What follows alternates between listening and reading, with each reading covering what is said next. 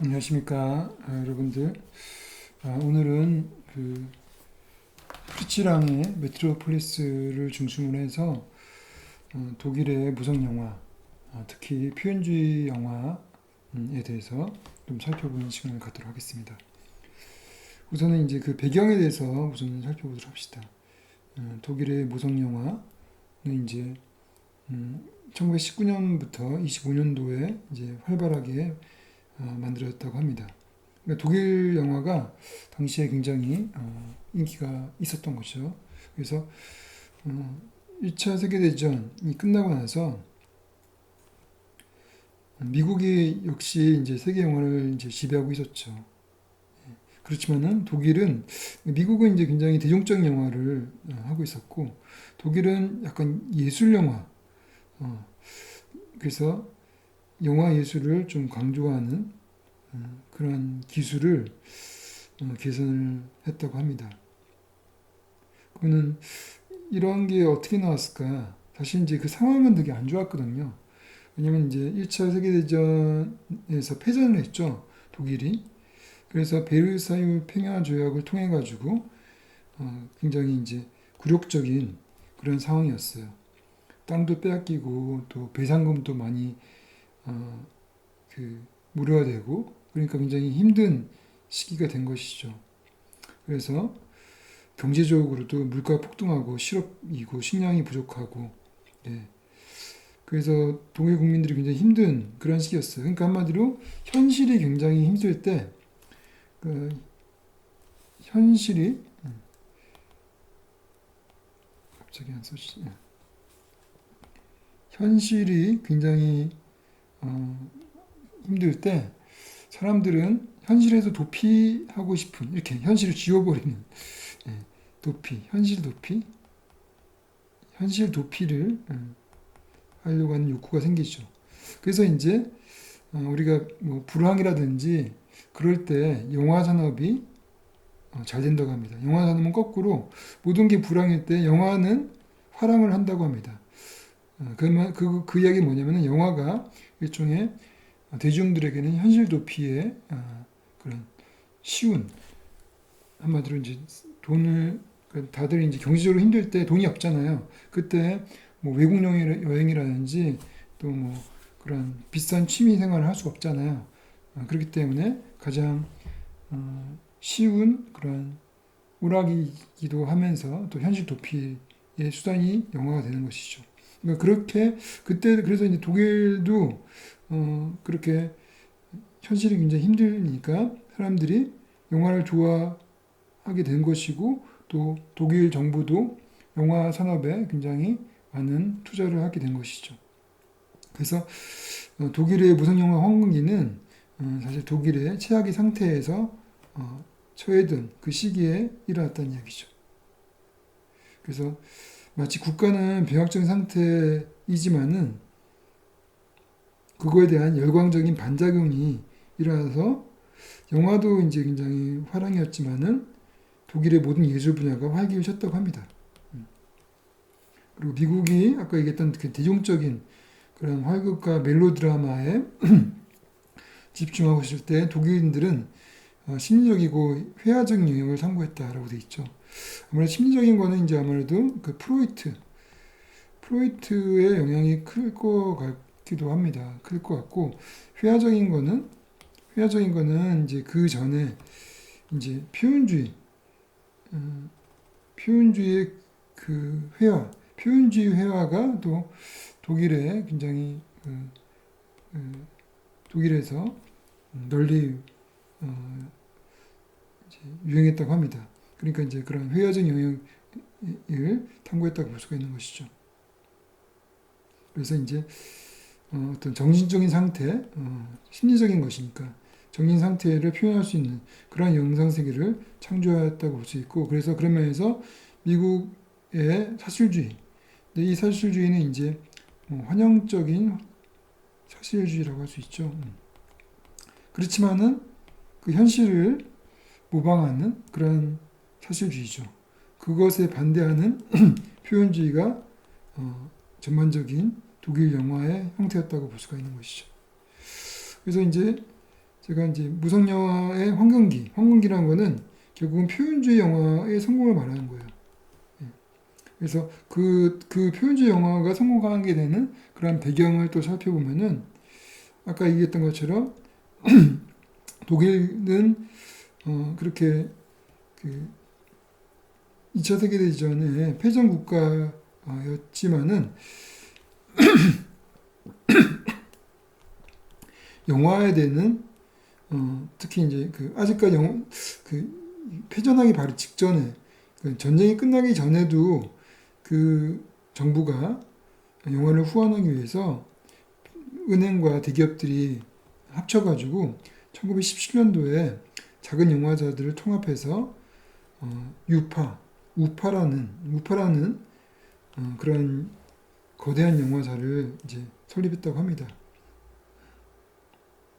그래서 그 우파가 유럽에서는 가장 우수한 설비를 갖춘 스튜디오를 건립을 했고, 그리고 이제 엄청난 재정 지원을 받았다고 합니다. 그리고 그때 이제 비슷한 시기에 에리 포모라는 사람이 또 이 데클라 비오스코라는 소규모 영화사를 운영을 했는데 거기서 젊은 그런 작가와 그런 디자이너들, 특히 이제 이 표현주의 회화나 또 이제 그런 디자인을 하는 그런 디자인들을 영입을 해가지고 칼리가리 박사의 밀시라는 그런 영화를 저예산 영화를 만들었는데 이게 이제 엄청난 성공을 하는 거죠. 그리고 이 영화가 엄청나게 성공을 하니까 전 세계적으로 영화 성공을 하니까 또 다른 조그만 그 소규모 영화사들도 표현주의 영화를 만들었던 것이고 심지어는 이런 우파에서도 이런 표현주의 영화를 우파 같은 그런 큰 회사에서도 표현주의 영화 그러니까 이제 예술 영화를 만들었다는 것이죠. 그걸 통해서 이 예술 영화를 통해서 미국의 영화들과 경쟁할 수 있기를 바랬던 것이죠. 한동안은 잘 나갔다는 것이죠. 그래서 이때 20년대 중반에 독일 영화는 세계에서 가장 우수한 영화로서 인정을 받았다. 그러니까 한마디로 이제 특히 비평가들 입장에서는 미국 영화는 그리피스 이후에 굉장히 대중적인 그런 상업적 영화들만 나오기 때문에 별로 그렇게 인정을 해주지 않았죠. 그렇지만은 뭐 그 사이사이에도 이제 대중적인 감독이지만은 인정을 받는 비평가한테 인정을 받는 그러한 감독들도 물론 나오긴 했었지만은 일반적으로는 그런 대중 영화를 찍었다는 것이고 헐리우드는 근데 독일 영화는 그 영화 이런 우파 같은 그런 보수적인 영화 그런 영화사 그러니까 이제 정부가 만든 그런 보수적인 영화사에서도 그런 표현주의 영화를 만들었다고 합니다. 그럼 이제 그러면 표현주의는 아까 그래서 제가 그냥 어디서 뚝 떨어진 것이 아니라 아까 에릭 포모도 그 표현주의 그런 화가들을 영입해가지고 디자인을 시켰다고 했잖아요. 그러니까 이제 표현주의가 바로 표현주의 미술에서도 왔다고 볼 수가 있는 것이죠. 표현주의 영화의 표현주의는. 그래서 표현주의 미술 회화는 이제 사실 빈센트 반 고흐, 폴 고갱 그리고 뭉크 여러분들이 알고 있는 그런 뭉크 이들의 이제 그림 그리고 또 그래서 또 칸딘스키, 몬드리안, 마티스, 루오, 또 귀스타프 모로, 클림프, 피카소, 브라크 이런 그 다양한 그런 뭐 입체파도 되고 또 인상파도 되고 또 야수파, 상징주의 뭐 이런 것들을 다 표현주의의 넓은 의미에서 표현주의로 보는 것이죠. 네. 그래서 그 표현주의라는 것은 자연의 단순한 모방에서 반대해서 인간의 감각과 감정의 표현과 구성을 주목한. 그러니까 이제 그런 내적인 어떠한 그런 표현, 그래서 어떤 개성이 강한 그러한 그림을 말한 것이죠. 그래서 표현주의는 리얼리즘에 반대하는 일반 미학을 가리킨다. 그래서 초현실주의, 형식주의, 모더니즘에 속한다. 그러니까 리얼리즘이 이미지보다 그 현실의 우위를 두는 반면 표현주의는 형식, 실험을 우선한다. 그래서 객관적인 현실보다 주관적인 심리, 꿈과 현상 표현들을 추종한다. 이렇게 되어 있죠. 그래서 여러분들이 이 그림들을 잠깐 제가 보여드리도록 할게요. 이 그림이 어디에 이제 좀 나오냐면은 여기 이 페이지에 보니까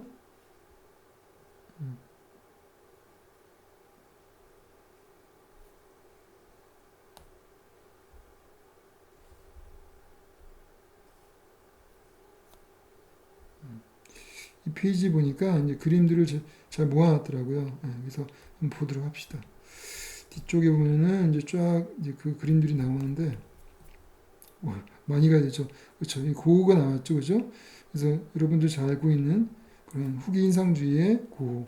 그래서 이 예전에 이런 그림들 아까 그때 제가 지난 주에 얘기했던 그런 고전주의 그림, 어떤 그 어떤 그리스의 어떤 조각처럼 그렇게 아주 매끈한 그런 어떤 이상적인 인물을 그린다든지 또 어떤 그리스 시대의 어떤 이야기를 그린다든지 어떤 신화라든지 설화를 그린다든지 그러한 나름대로의 어떤 그 합리적이고 또 아름다움을 추구하고 그러한 그 또 현실을 모방하는 그러한 그림과 반대되는 상반된 것에서 제가 이제 뭐 인상주의 그림도 있었다고 했었죠. 근데 인상주의는 그야말로 그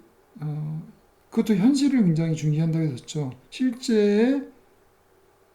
순간적으로 실제에서 느껴지는 그런 사람들의 인상 그것들을 이제 포착을 한다고 하면은 후기 인상주의 같은 경우는 그걸 뛰어넘어서 그야말로 그 내면에 자기 내면에 어떤 그 세상을 바라보는 그 내면의 세계, 그 내면 세계를 천착하는 것이죠. 그 내면의 세계가 사람에 따라서 굉장히 다르다는 것이죠. 그러니까 굉장히 개성적인 그림이 나올 수밖에 없겠죠. 그래서 후기 인상주의 그림들은 이런 식으로 일반적인 인상주의, 그 전의 인상주의 그림과 뭐 모네의, 뭐 샤피로의 인상주의 그림과 다르게 굉장히 서로 차이가 많았어요. 그러니까 굉장히 개성이 뛰어났다는 것이죠. 그래서 이제 이렇게 고우의 그림을 보면은 현실하고 다르잖아요. 이 하늘이 이렇게 뱅글뱅글 돌 리도 없을 것이고, 이거는 고우의 내면을 보여주는 것이죠. 예. 예, 그래서 해바라기도 현실의 해바라기하고 다른 차원의 해바라기가 되는 것이죠. 예. 이것도 이제 고우가 죽기 전에 그렸던 그림인데 이런 그림을 보게 되면은 그야말로 이 그림이 예술이라는 것이 현실을 단순히 모방한 것이 아니라 그 사람의 그 사람만의 독특한 예술 세계를 표현했다고 볼 수가 있는 것이죠. 그래서 요즘에도 그렇고 한동안 이런 후기 인상주의 고나 고갱의 그림들을 이 대중적으로 아주 인기가 좋았었죠. 예. 왜냐하면 이제 우리가 지금은 이제 그 예술이라는 것이 이 현실을 그대로 모방하려고 하는 그런 노력보다는 자기의 예술 세계를 잘 실현시키는 이런 것을 더 예술에 가깝다고 보통 생각을 하죠, 그죠? 예. 그래서 또 이거는 이제 고갱이죠. 또 고갱은 또 완전히 또 고하고 다르죠, 그죠? 예, 얘가 이제 고갱인데 다릅니다.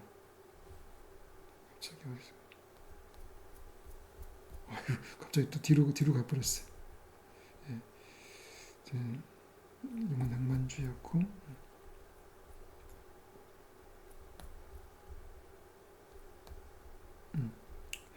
고갱.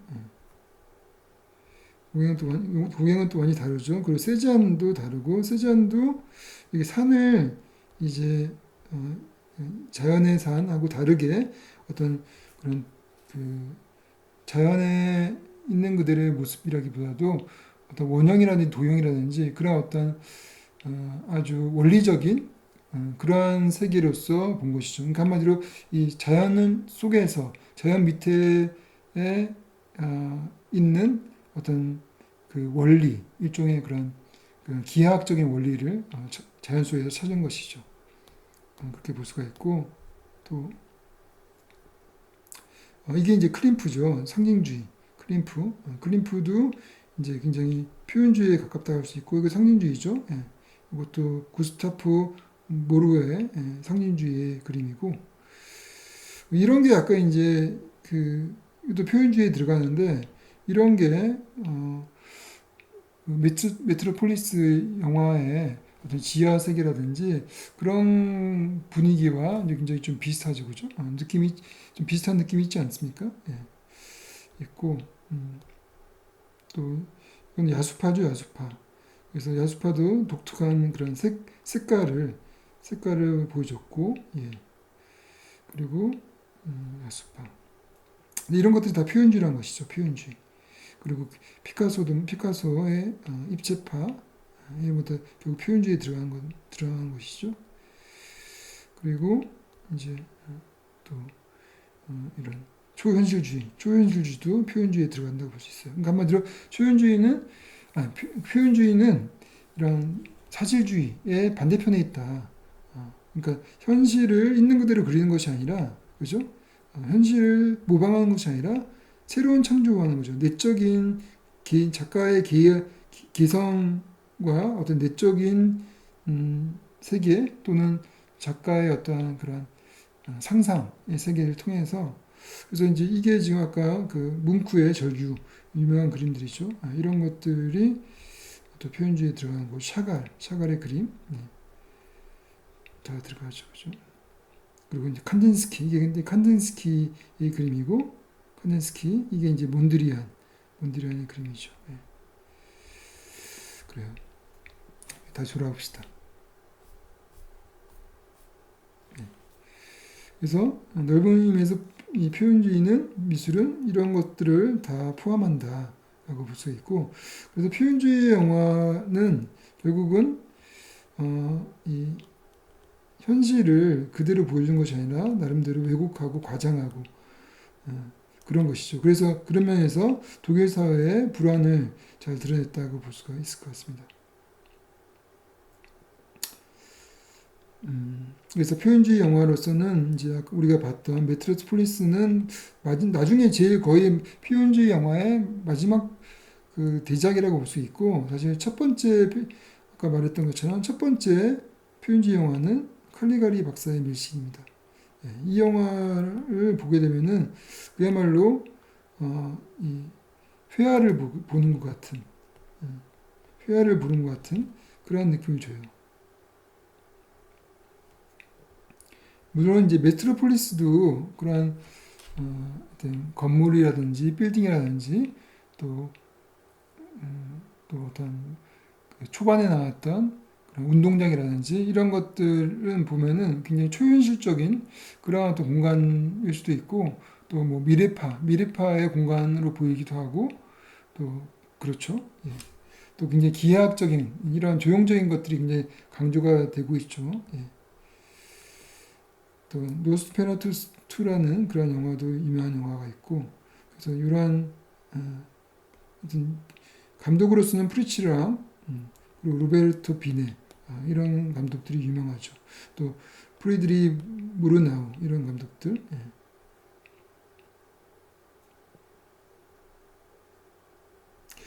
그래요. 그러면 이제 이 독일 영화가 특히 그 표현주의 영화가 이때 이제 가장 전성기였는데 어떤 나름대로 영화사에 어떤 공헌을 했는지 한번 살펴보도록 합시다.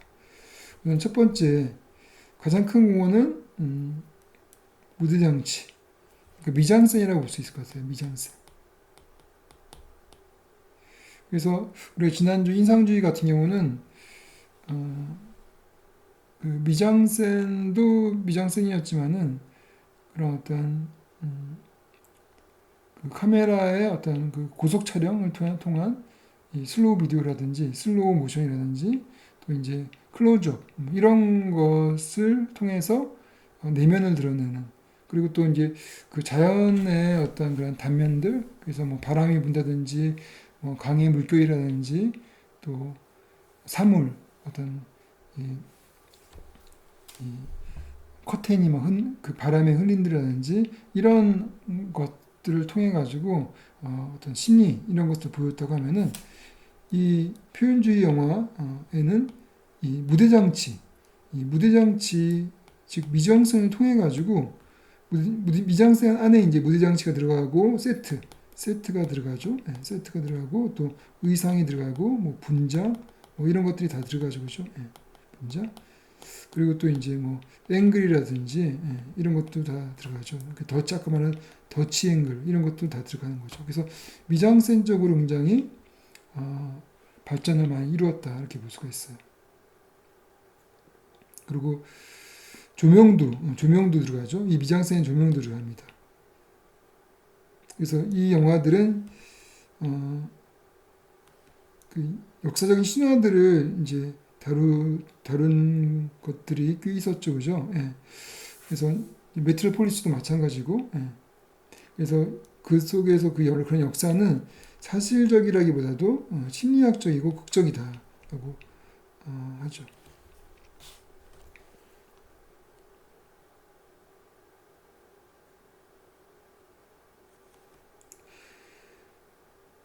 하여튼 그 프리츠랑의 영화에서 느껴지는 즐거움은 대부분 그런 스펙타클한 그런 무대장치 또 양식화된 무대장치에서 비롯된다고 볼 수가 있어요. 그래서 처음에 영화가 딱 시작될 때 거대한 뭐 텅 빈 벽이 나오고 그 앞에 이제 아주 인간들이 조그맣게 나오죠. 그래서 어떤 인간의 어떤 왜소함들이 또 드러나기도 합니다. 아까 말한 것처럼 랑은 이제 건축가로서 교육을 받았다고 했죠. 그래서 이 당시 이제 그 건축이라는 것이 이제 근대 건축이 이제 막 시작된 것이죠. 그래서 뭐 르꼬르비 르꼬르비지에 뭐 같은 이제 어떤 그런 근대 건축가가 나와서 어떤 미래 도시를 이렇게, 음, 이제 미래 도시를 설계하고 뭐 그랬던 시대였어요. 그러니까 이제 그런 거에 근대 건축에 영향을 받은 이제 랑이 되겠죠, 그죠? 예.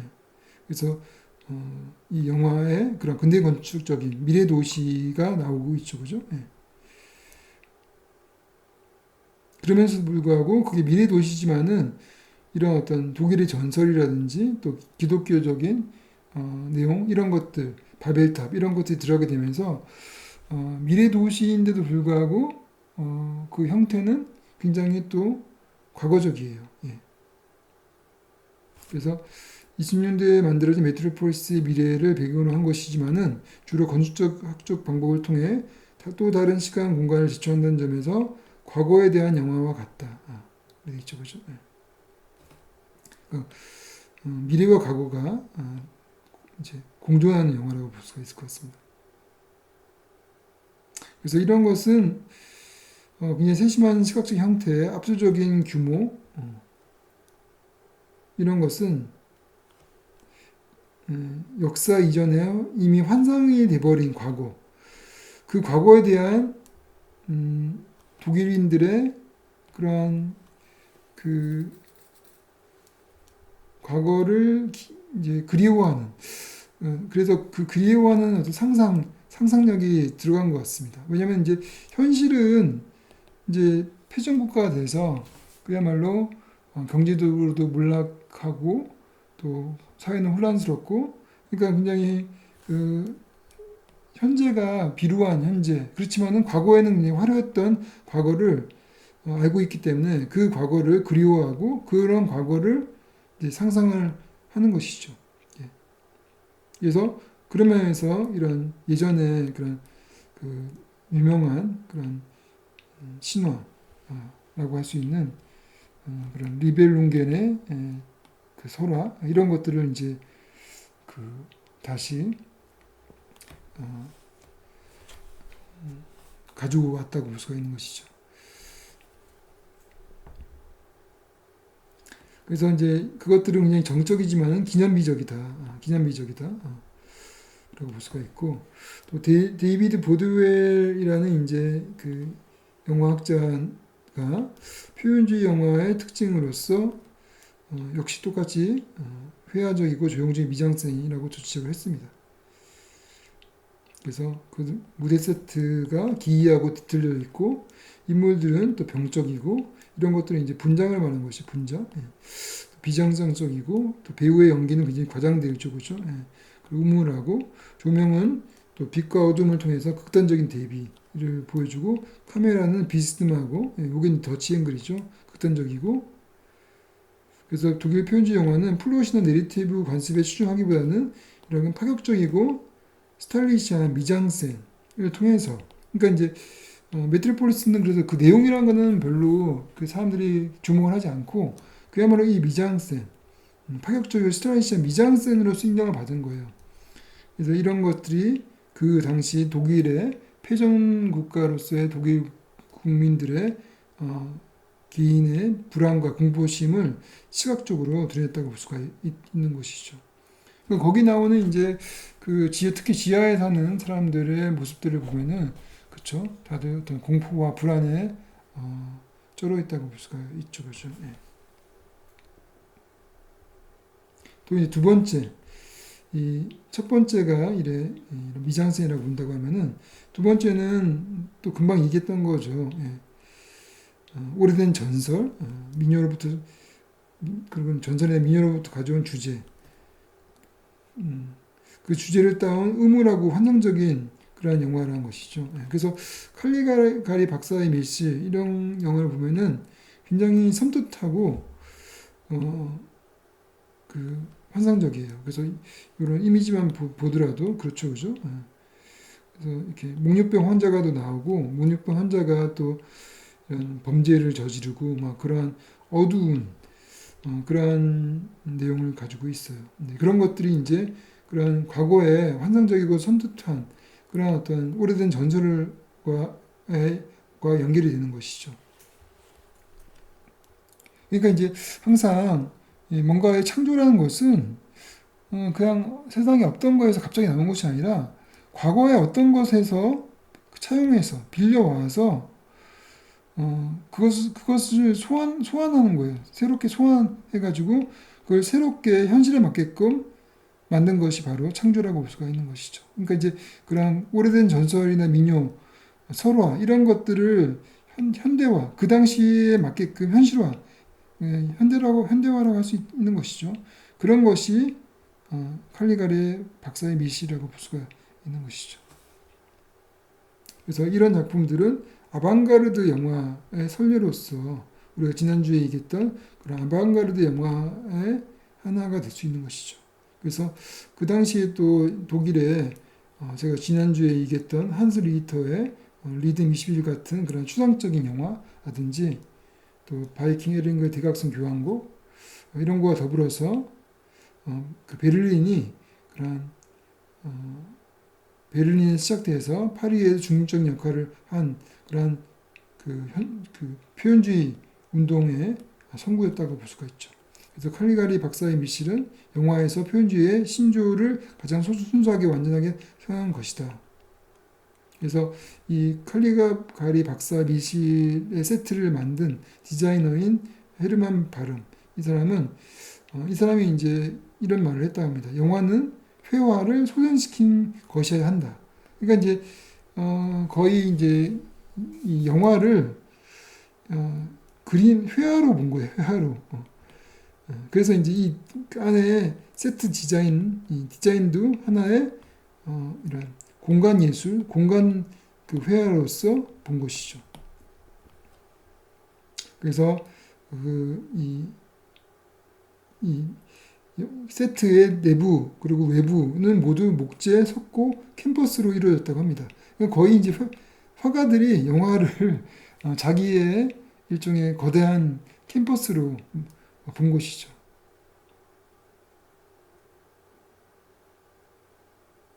그래서 칼리가레 박사 같은 거 보면은 내용은 이런 정신병원 의 형사가 나오고 또 자연이 나오고 또 도시가 나오고 도시의 어떤 전시장이 나오고 막 그렇습니다.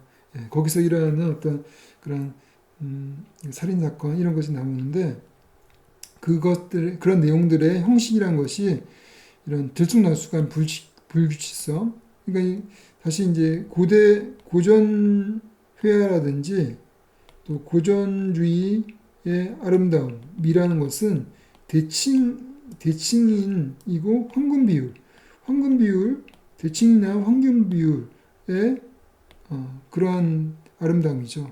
그렇지만은 이거는 완전히 반대죠. 불규칙하고 비대칭적이고 또 분간할 수 없는 조명, 또 구부러진 직선적인 것이 아니라 구부러진 거리의 미로, 또 단절된 경사진 교차로 계단, 불안하게 균형을 이룬 기이한 기하학적 건축 재료로 된 덩어리. 그러니까 이제 완전히 그런 고전주의의 아름다움과 반대되는 그런 약간 그로테스크한 그러한 이제 그로테스크의 미라고 할 수가 있는 것이죠. 그리고 세 번째 공헌은 이거는 우리가 이제 표현주의하고 약간 관계가 없다고 하는데 세 번째 부류로서 실내극 영화라고 합니다. 예. 네, 이게 이제 나중에는 실내극 영화가 필름 누아르 미국 1940년대 필름 누아르에 영향을 줬다고 합니다. 그러니까 이제 이 내용 자체가 이거 역시 굉장히 그런 인물의 일상을 다루는데 그 인물의 어떤 심리 이런 것들을 굉장히 잘 다뤘기 때문에 필름 누아르와 연결된다고 합니다. 그리고 그래서 주요 기술적인 또 양식적인 형식적인 진보들을 살펴보면은 지금 독일 무성 영화가 가지고 있는 이 세 가지 주요 유형들, 그러니까 이제 미장센이라든지 또 이런 전설, 설화, 신화에서 가졌던 내용이라든지 또 이런 실내극 영화 이 세 가지 유형에 내재되어 있는 심리적 기능을 이제 지그프리드 크라카우라는 그러한 이제 영화학자가 또 이 책을 통해서 심리적인 기능을 분석을 했어요. 그래서 그 분석한 내용이 뭐냐면 이러한 영화들, 표현주의 영화들은 당대의 사회적 현실로부터의 탈출구란 거죠. 맞죠, 그죠?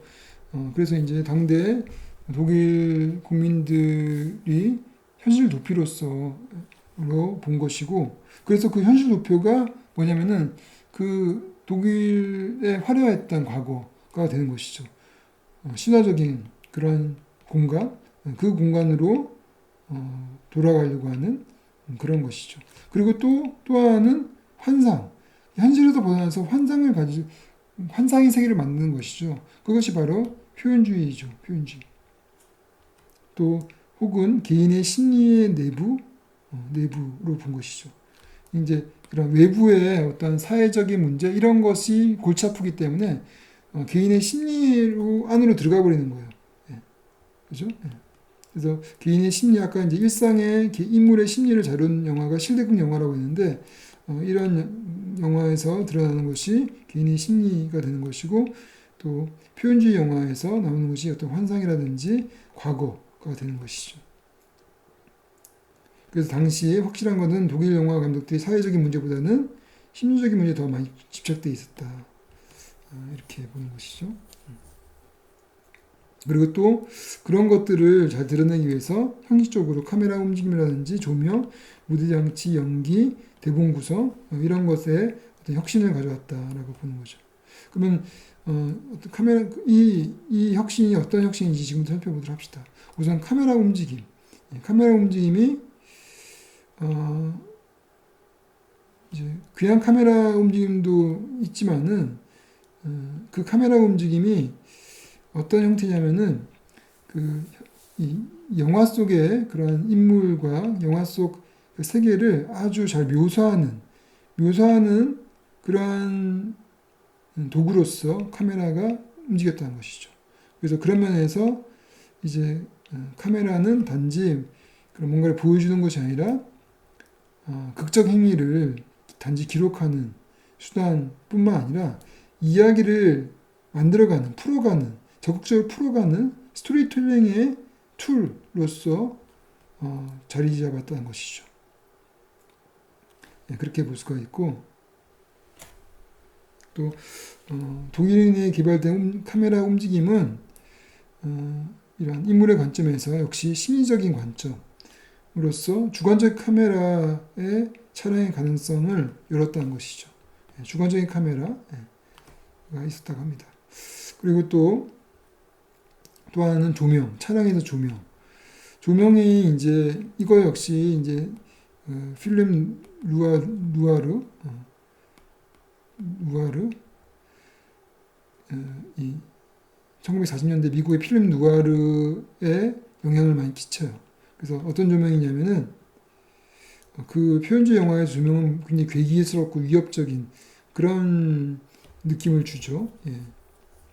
그러니까 당시 이제 조명, 헐리우드의 조명이란 것은 전체가 이렇게 다 밝게, 그러니까 조명의 역할이라는 것이 어두운 곳을 밝게 하는 그냥 그런 것을 그냥 봤어요.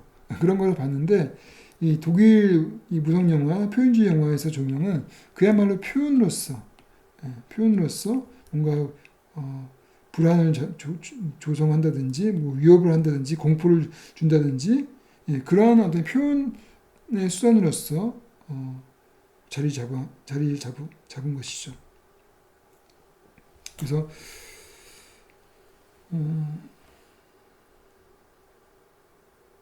그런 걸 통해서 그런 조명을 통해서 사물이 그 나름대로 생명을 가지고 있는 것처럼 보이게 한다는 것이죠. 그러니까 마치 사물도 어떤 캐릭터를 갖게 하는 것이죠. 캐릭터. 그러니까 이제 우리가 뉴스 같은 데 보면은 사물이 캐릭터를 안 가지고 있지만은 당연하게 그런 어떤 영화, 공포 영화라든지 누아르 영화라든지 그렇게 조명을 굉장히 잘 활용한 영화들 보면은 그런 공간 자체에서 뭔가 그런 생생한 느낌을 가지고 있죠, 그죠? 그래서 여기서 우리는 음산한 또 낭만적인 그런 장식적인 조명은 미국 영화의 한결같이 밝음과 또 분명함과 커다란 차이가 있다는 것이죠. 최소한 그리피스 중기까지는 그렇게 밝고 분명한 그러한 조명만 썼다는 것이죠. 물론 그 이후에 이제 미국도 이 독일 영화에 영향을 받아가지고 이제 조명들이 달라지기 시작하죠. 그러면 이제 두 가지 특수 조명에 공헌을 했다는데 먼저 첫 번째는 로우키 조명. 로우키 조명이 이제 로우키의 반대가 하이키죠. 하이키. 그래서 키라는 거는 그 로우키라는 거는 이제 전반적으로 어두운 톤이고 하이키는 전반적으로 밝은 톤이에요. 그래서 이제 하이키 조명은 이제 뉴스라든지 아니면은 뭐 코미디라든지 그런 데 쓰이는 거고 로우키는 공포 영화라든지 스릴러에 들어가는 것이죠. 예. 그래서 촛불에 밝혀진 밤, 어둠컴한 계단, 밤거리, 캬바레 이런 것을 로우키 조명으로 이제 표현을 했는데 당시 이제 독일 영화의 야행성 인간들에게 자연스러운 것을 여러 재반 환경들에 인해서 스크린이 갑자기 어두워졌다. 야행성 인간은 이제 당시 독일 특히 베를린을 보게 되면은 그 밤의 문화가 굉장히 발달해 있었더라고요. 그래서 이제 여러분들 아까 그 메트로폴리스 영화를 볼 때도 그 나쁜 마리아가 이 대중들을 막 현혹시키죠. 그때 그 현혹시킬 때 바로 그들이 야행성 인간이라고 볼 수 있어요. 그들이 밤에 다양한 쇼를 즐기면서 활락가와 그리고 어떤 쾌락 이런 것들을 막 추구하죠, 그죠? 그리고 서로 막 싸우고 그런 것들을 또 조정하는 게 그 그 나쁜 마리아였죠, 그죠? 예. 거기서 나오는 인간들이 야행성 인간이었던 것 같아요.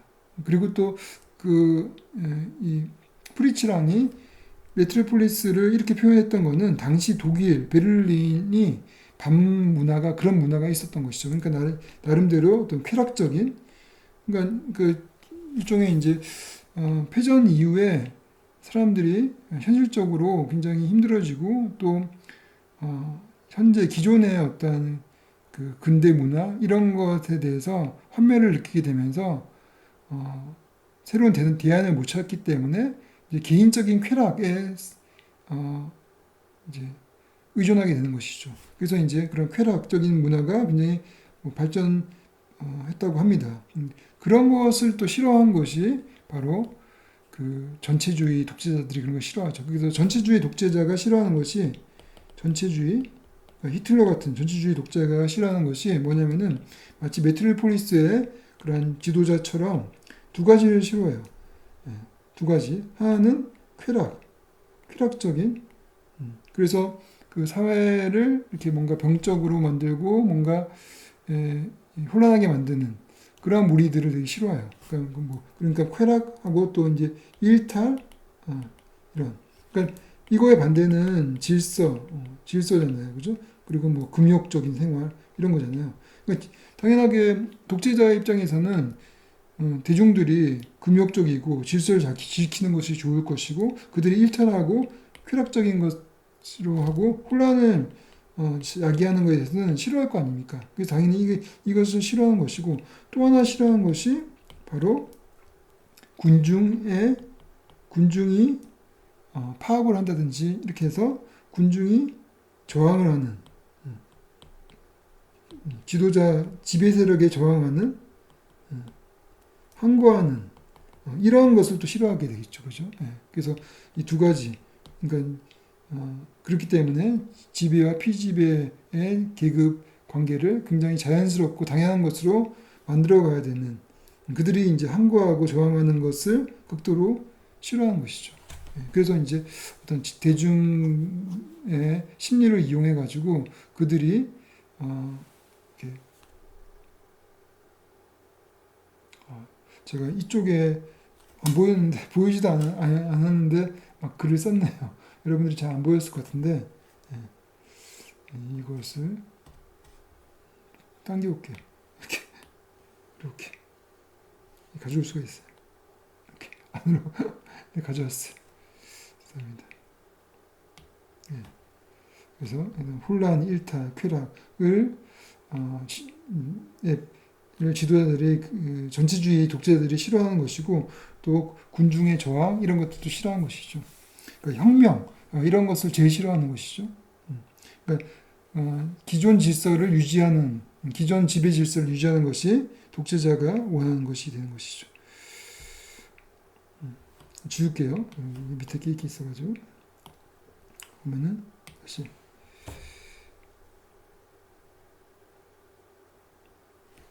또 두 번째는 독일인들의 키라이트 사용이었다. 그래서 키라이트는 이제 이 로우키 조명을 하는 방식이기도 해요. 그러니까 이제 우리가 보통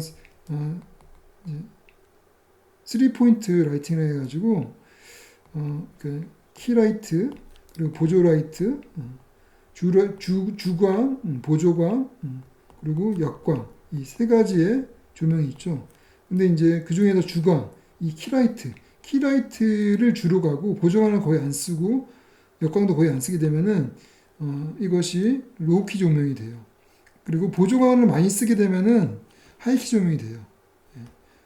왜냐면 보조광이 많으니까 키라이트하고 보조광하고 비슷하게 되면은 그냥 둘 다 밝은 것이죠. 근데 보조광이 거의 없이 주광만 강하게 비추게 되면은 그림자가 많이 지게 되면서 이 어두운 로우키 조명이 됩니다. 그래서 이제 당시 독일인들은 키라이트를 잘 사용했다는 것이죠. 키라이트는 되게 장명한 광원으로서 나타나는 세트상의 가장 밝은 빛을 말하는 것이죠. 그죠? 주광을 말해요. 키라이트.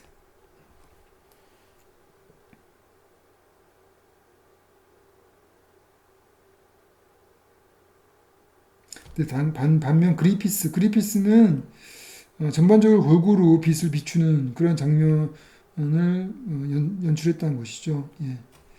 그리고 그 이야기는 전반적으로 골고루 비추기 위해서는 주광 플러스 보조광, 보조광, 필라이트라고 해요. 필라이트라고 하는데 이 필라이트를 많이 줘야 돼요. 예. 그래서 전반적으로 밝게 한다는 것이죠.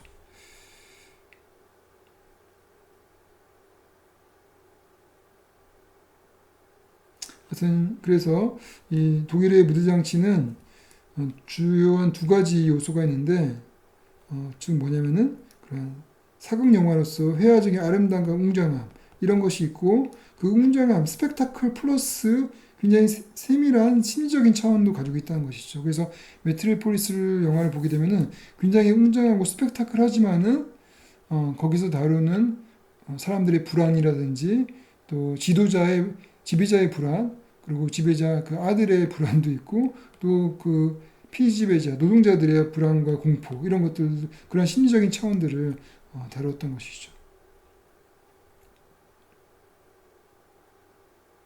그래서 그런 전체적인 분위기가 주관적인 정신 상태를 표현한 것이다. 표현주의 영화라는 것은.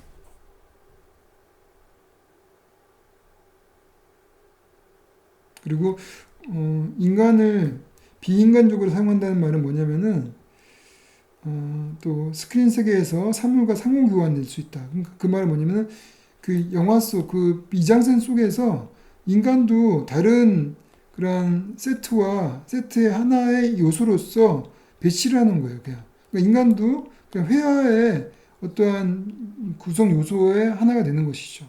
예, 그런 면으로 볼 수 있습니다. 그래서 랑은 인간을 조각 작품으로 여기는 걸 즐겼다고 하는 것이죠. 예. 하나의 이제 랑 역시 영화를 하나의 자기가 캔버스에 그림을 그리는 그런 회화처럼 생각을 한 것 같습니다.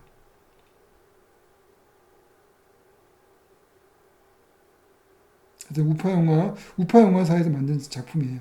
우파 영화사가 메트로폴리스에 엄청난 그 제작비를 투자했었지만 이게 대중적으로 실패했습니다. 흥행에 실패해가지고 다시 이제 또 이 표현주의 영화가 독일에서 이제 마감되는 그러한 또 역할을 했던 것이죠. 또 연기면도 잠깐 살펴보면은 연기면에서 그 아무래도 그러한 그 독일 영화의 연기의 계보는 바로 연극이죠. 연극. 특히 영국의 판토마임, 그 전통에서 가져온 거예요. 예.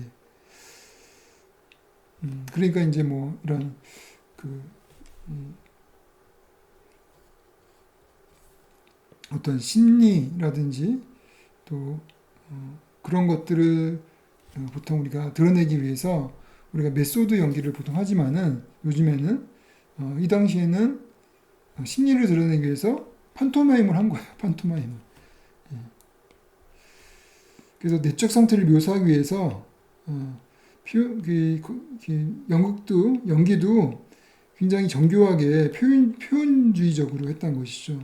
그래서 뭐 등의 구부러짐이라든지 머리의 움직임이라든지 눈이라든지 또 몸짓이라든지 이런 것들을 굉장히 마치 무슨 안무한 듯이 춤을 추듯이 그렇게 연기를 하는 그런 것을 우리가 볼 수가 있어요. 그죠? 그 마리아도 막 손짓이라든지 또 거기에 남자 주인공도 그 얼굴의 어떤 표정이라든지 이런 것들을 보면은 굉장히 그 판토마임적이죠. 판토마임적이면서 또 굉장히 표현이 굉장히 부드러울 때 부드럽고 또 강할 때 강하고 그러니까 이제 내면을 최대한 잘 표현하기 위해서 자기 몸을 완벽하게 그렇게 움직였다는 것이죠. 예. 그런 것이 이제 무성 영화의 어떤 그런 연기로서 굉장히 지금은 이제 그런 연기를 할 수는 없겠지만은 그 무성 영화 시대 때 하나의 그런 대표적인 연기로 라고 할 수가 있습니다. 그리고 또 하나는 대본. 재밌게도 이 그리피스는 대본을 전혀 사용하지 않았다고 합니다. 그러니까 시나리오를 아예 안 썼던 거예요. 시나리오도 안 쓰고 어떻게 그렇게 촬영을 다 했고 또 어떻게 그 2시간이 넘는 영화를 찍었는지 모르겠습니다. 그러니까 그리피스는 좀 천재였던 것 같기도 하고 근데 이제 그래도 이제 이게 가능했던 거는 그렇게 독일 영화 표현주의 영화처럼 그렇게 세밀하게 찍지는 않았던 것이죠. 예. 근데 독일 영화 같은 경우 보면은 마치 이제 설계도를 꼭 설계도 그리지 않으면은 영화를 찍기 어려울 정도로 그렇게 굉장히 그 세트나 연기라든지 그런 것들이 굉장히 세밀하게 짜져 있었죠, 그죠? 예.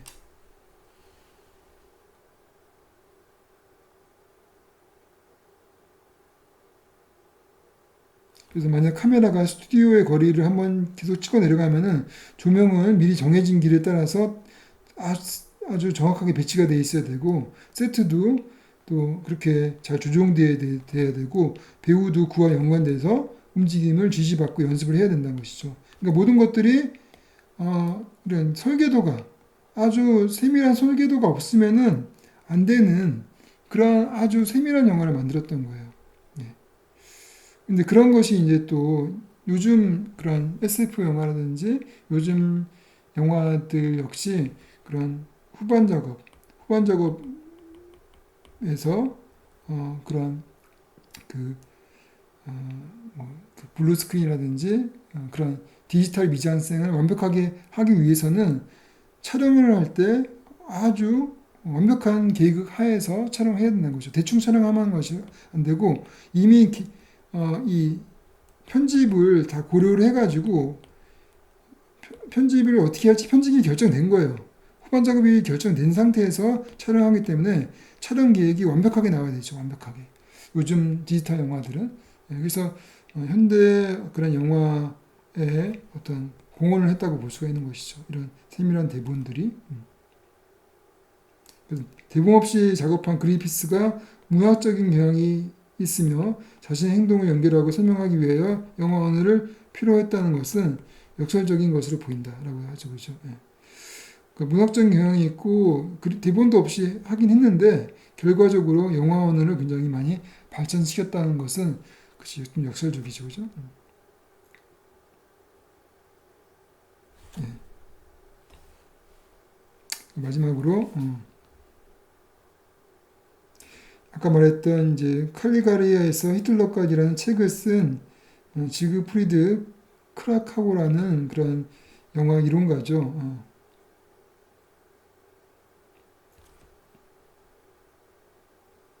그래서 이 사람이 이렇게 얘기했다고 합니다. 집단적인 창조와 이미 다수에 대한 호소로 인해 한 나라의 영화는 다른 어떤 예술보다 직접적으로 문화의 내적인 성향인 정신 상태를 반영한다고 하죠. 그러니까 영화가 어떤 영화보다 그 시대의 그 문화의 정신 상태를 반영한다고 하는 것이죠. 그 말은 뭐냐면은 이 정신 상태라는 것이 바로 메트로폴리스 그 영화에서 나오는 정신 상태를 말하는 건데 그것이 바로 현실을 반영한다는 것이죠. 당시 독일의 어떤 전지 정치나 무정부적인 혼란 속에서 하나의 대안도 제공하지 못했다는 그런 현실. 그리고 사실은 그 대안이 그렇잖아요. 그 1차 세계대전 이후에 그런 무정부주의적이고 그런 혼란 속에서 그 대안이 어떤 합리적인 그런 정치라든지 또 민주적인 정치라든지 자유가 하나의 가능성으로서 묘사될 수 있는데 그렇게 되지 못했다는 것이죠. 결국은 독일이 히틀러의 전제 정치에 무릎을 꿇었다고 볼 수 있는 것이죠. 독일이라는 나라가 독일이라는 국민들이 그렇게 복종을 했다는 것이죠. 그것이 그런 현실이 바로 이 영화에서 드러난다는 것이죠. 그러니까 그 메트로폴리스도 드러나지만은 칼리가리 박사에서 드러난대요. 왜냐면 칼리가리 박사의 미실에 보면은 정신병원이 나오고 시장이 나오는데 이 정신병은 전제 정치를 상징하는 것이고 시장은 그런 혼란을 상징하는 거예요. 그래서 크라크하고는 그가 평가한 영화는 그것만이 아니라 이 시기의 독일 주요 영화들을 보게 되면 어떤 것도 합리적이고 민주적인 행위를 통해서 운명을 스스로가 인간이 통제하는 그런 것을 제시한 영화가 없다는 것이죠. 이 메트로폴리스에서도 이 그런 군중들이 합리적인 생각과 또 민주적인 행위를 통해서 스스로가 자기 운명을 통제하지 못하고 결국은 이 독재자에게 굴종을 하게 되죠. 그리고 독재자와 손을 잡게 되는 것이죠. 그리고 독재자를 인정하게 되는 것이죠. 마지막에 그 결국 복종을 뜻하는 거예요. 복종. 그런 세계를 보여줬다는 것이죠. 그리고 그런 인간의 본능과 운명은 마치 통제 가능한 것으로 보여줬다는 것이죠. 이 메트로폴리스에서는. 그죠?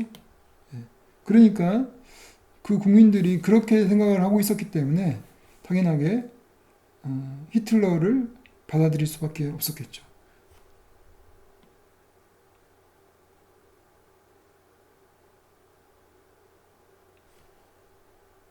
그래서 알 수 없는 사악한 운명이 인물들의 삶을 형성하는 표현주의 영화, 그 음란 세계가 나왔다는 것이죠.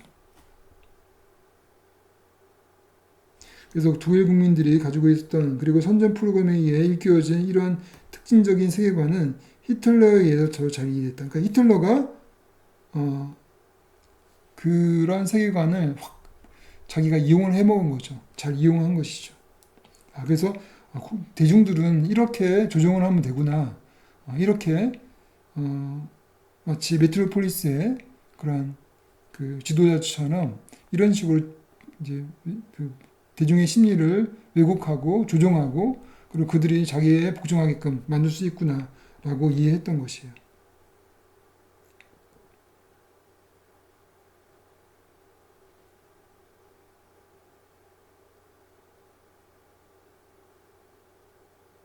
그래서 마지막으로 크라우카우는 환상과 태보는 어디에나 존재하는 것이다. 그러니까 이 표현주의 영화에 독일 표현주의 영화의 환상과 태보는 다 존재한다는 것이죠. 그리고 표현주의 영화에 나오는 비현실적인 세계를 통해서 실질적인 문제를 도피하는 것이고 또 거리 영화가 이제 아까 그 세 번째 부류에 그런 들어간 영화인데 그 거리 영화에는 이런 게 있었다고 합니다. 여자의 가슴 위로 되풀이되는 보여준 남자의 머리 뭐 이런 것들 이러한 상징적인 기호들 이런 상징 기호들이 정치적인 마비 상태를 가리키고 있다. 그러니까 이제 당시 독일이 그런 합리적인 정치라든지 민주주의라든지 그런 것을 하기에는 그 대중적으로 정치적인 마비 상태였다는 것이죠. 그래서 결국 나치즘의 수동적인 수락을 하게 되는 그런 것을 의미하게 됐다라고 이런 지그프리드 카우어는 이 책을 통해서 얘기를 한다는 거죠. 그러니까 그 이론가는 메트로폴리스도 결국은 그렇게 해석을 한 거예요. 그렇죠? 메트로폴리스도 결국 그 속에서 어떤 보여주는 독일 그 국민들의 정신 상태라는 것은 결국은 나치즘에 복종하는 수동적인 상태다. 그것을 또 영화가 보여줬다. 또 칼리가리 박사의 미시라는 영화, 이런 표현주의 영화가 보여주고 있다. 이렇게 또 본 것이죠. 그래서 이렇게 정치적으로 봤을 때는 문제가 있죠. 메트로폴리스도 문제가 있고 칼리가리 박사의 미실도 문제가 있지만은 제가 아까 얘기했던 것처럼 이것을 영화사적으로 이렇게 조명하는 이유는 당연하게 이런 아까 쭉 지금까지 얘기했던 그런 공헌들, 그런 영화 양식, 영화의 어떤 형식, 영화 언어에 있어서 그런 공헌이라고 볼 수가 있죠. 그래서 독일 표준주의 영화는 어떤 그런 미장센에 커다란 공헌을 했다. 또 조명에 커다란 공헌을 했다라고 볼 수가 있습니다.